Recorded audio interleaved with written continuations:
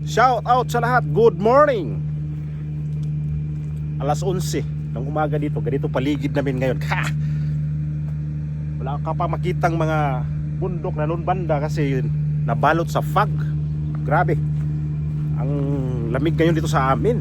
Kaya ito, di maiwasan na magkatrangkaso, magkalagnat, magkasipon, magkaubo. Ito yung ubo ko nga eh. Ano na to?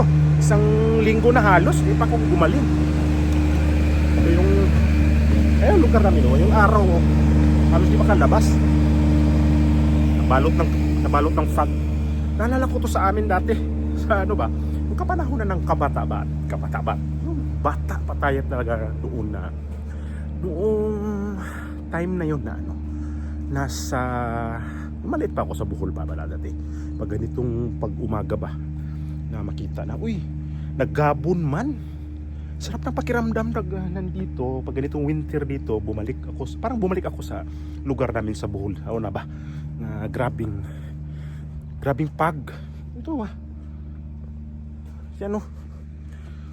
So, sarap. Malamig. Kaya lang, sakit sa katawan pag sobrang lamig din. Oy, hindi natin pag-usapan yan. Shout out sa lahat muna ha. Salamat sa inyong suporta. Alam nyo, yung pag-usapan natin ngayon, itong si Trillanes, galit na galit. Promise, galit na galit siya dito sa dito sa ICI ngayon na hindi pinansin yung kanyang kaso na isinampa. Lupit ni Trillanes. Galit siya kasi nga daw yung final niyang kaso dito sa ICI, dito kay Pulong Duterte at saka dito kay Bongo, hindi daw pinatawag itong silang dalawa. Ito yung balita, pakinggan ninyo. Pakinggan natin ha. Matawa kayo dito ng kayang nakain ni Trillanes ngayon. Pinayuhan ni Senator Antonio Trillanes ang ICI na umpisahan ang flood control probe sa Administrasyong Duterte. Hit niya, dito nag-umpisa ang umano'y kalakaran ng korupsyon. Narito ang Duterte pa din. ni Elijah Bonzo. Unang reklamo sa Enero, si dating Senador Antonio Trillanes laban kay Congressman Paulo Duterte tungkol sa umunoy 51 billion worth of insertions na nakulimbat nito mula 2020 Ulimbat talaga. hanggang 2022.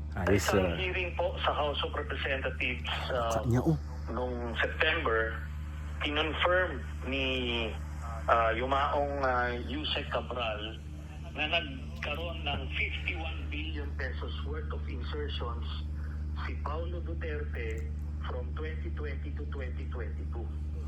So, maliwanag na yung statement niyan at na-validate na rin yan doon sa DAA o doon sa corresponding years na yon. Ang very clear dito, kinumpirma mismo ni Paulo Duterte na meron siyang at least 49 billion. Sinabi niya 49 billion daw ito, completed daw ito lahat. Sa kasalukuyan, nagsasagawa raw ng sariling investigasyon si Trillanes investigador sa ka? reklamo niyang ito laban kay Duterte. Bagaman Kinakabahan ako, opisyal na mandato, karapatan naman daw niya ito bilang individual. Maliban kay Congressman Duterte, nauna nang maghain ng reklamo si Trillanes, laban naman kay Senador Bongo at dating Pangulo Rodrigo Duterte para sa umunoy pag-award ng 7 billion worth of projects sa tatay at kapatid ng senador. Kaugnay nito, may buwelta sa Trillanes sa Independent Commission for Infrastructure. Kaya ganyan. Kaya yun ang panawagan ko rito sa ICI. Kung yan dalawa na yan na napaka-obvious na mga kaso, hindi nyo maimbestigahan, magsara na lang kayo. Malaking halaga. Malapit na Huwag ka na mainip. Iba yun ang purpose nila ng creation. Yung imbestigahan. Giit ni Trillanes, dapat magsimula sa Administrasyong Duterte ang lawak ng Sayaw muna kayo. investigasyon ng ICI. Dahil anya, doon daw nagsimula ang ganitong mga practice. Inamin nila Diskaya, lumago yung kanilang negosyo simula noong late 2016 hanggang 2022. 2017, ito yung 100 bilyon yung nakuha nilang mga proyekto. Itong Yusek Bernardo na to, Duterte. ito na Yusek Duterte. noong panahon ni Duterte. Sino nagrekomenda sa kanya dyan? Si Bongo. Bongo! Nanindigan ito na hindi hihina ang kanyang reklamo dahil lang sa pagpanaw ni former DPWH Undersecretary Cabral. Kaluluwa na Dahil yung Cabral to, no? may records at dokumento namang mas makapagtitibay sa umuring insertions ni Duterte.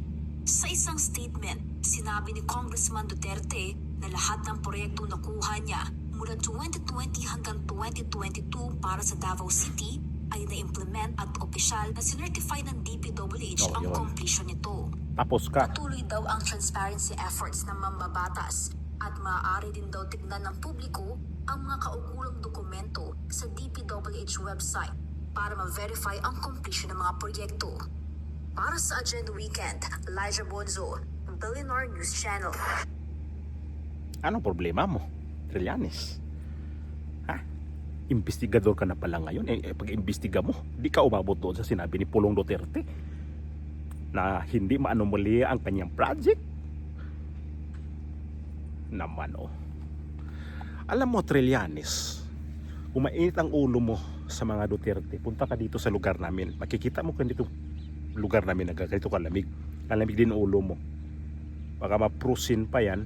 Yan pa yan yung problema pag na-frozen ka. Hindi nga kasi, ito yung problema mo. Nag-imbestiga ka na nga. Ayun na, may sagot na si Pulong Duterte daw. Na 49 billion, pero lahat ho yun. May clearance na ho ang DPWH. Hindi ho siya gumagawa ng istorya nito. Palagay ko totoo ito. Kasi kung talagang puputok tong balita na to ngayon na yung mga flood control na yan, kung ano-ano mga projects na yan, sigurado itong 49 billion na yan, sigurado nakasalang na ho talaga yan.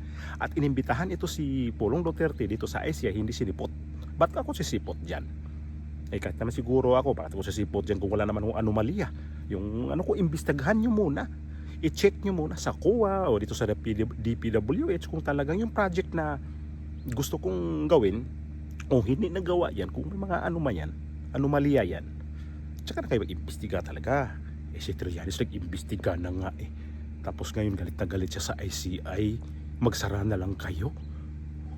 Malapit na. Yung wish mo na iga-granted din yan kasi isa na lang yung natira yan halos dyan. Yung ICI na yan ni Bongbong Marcos. Wala nang matitira yan dyan. Kasi kanya-kanya ng mga tao dyan, kanya-kanya ng layas. Wala na ho silang dyan. Wala silang pampasweldo dyan. Sino bang magtatagal dyan, mga magtatrabaho dyan sa ICI? So, ang problema mo ngayon kasi si Trillanes, puro kasi dakdak ng dakdak. Ano pang problema mo sa mga Duterte? Hanggang ngayon Duterte ka pa din? Move on na dong. Ano problema mo dyan? Kung talagang hindi ka nakamove on dyan sa mga Duterte, ano magawa mo? Na hanggang ngayon ang mga Duterte na ayan na nakatayo pa din. Kung gusto mo talagang pilayan yan, kung gusto mo talaga silang aburahin dyan sa mapa sa politika, pag-igihan mo, pag-imbestiga, kasi nag-imbestiga ka na pala eh. Ngayon, damay na pati ICI. Ang ICI mag-iimbestiga. Paano imbestigahan yung sinampang mong kaso ganyan? Nagalit ka na sa kanila. At isa pa, magsasara na. Natawa ako sa iyo, Trillanes. Ano kaya? Saan ka? Saan ka makakita? Kumandidato ng mayor sa Caloocan, hindi ka nga nanalo. Isinusuka ka nga ng Caloocan. Tapos ngayon, nagpaipal ka na naman dito sa mga Duterte. Ano, dyan ka lang kumukuha ng simpatya sa mga tao para ang sabihin ng mga Duterte talaga sobrang sama. Naman eh. Kung talagang nag-file ka na, di ba? Ang dami mo nang pinuntahang korte eh. Si Pangulong Duterte naipakulong mo na nga dito sa ICI, isa ka rin sa ICC. Isa kaya sa nagreklamo sa kay Pangulong Duterte sa ICC. Ay napakulong mo na nga eh. Pumunta ka dito, di ba? Itong taon lang. May picture taking ka pang dyan sa ICC eh. Tapos ngayon hindi mo patanggap. Anong gusto mo? Ubusin mo lahat mga Duterte? Malabo-labo yan kasi ang daming mga kamag-anak ang mga Duterte. Malabo-labo mo kasuhan lahat yan. Ipagpagalagay natin, makulong mo to si VP Sara, makasuhan mo yan. Tapos halimbawa di makatakbo ng presidente? Ba ano kung may iba pang mga Duterte na gusto magpresidente tapos manalo? Tapos ikaw na ngayon ang tatargetin? Ala! Kasi kaganyan man lang na kakitid ng pag-iisip mo, Manong, di kawawa ka lang.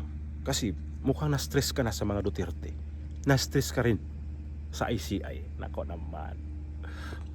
Kung ako sa'yo, ito yung ulap na nasa paligid ko ngayon. Ay, ulap. Yung ano na to, yung gabon ba. Mas maganda nito, sumuot ka dyan. Baka di ka na makita. Yan pa yung ikaano mo. Yan pa yung katapusan na sa mundo mo. Kasi grabe ka.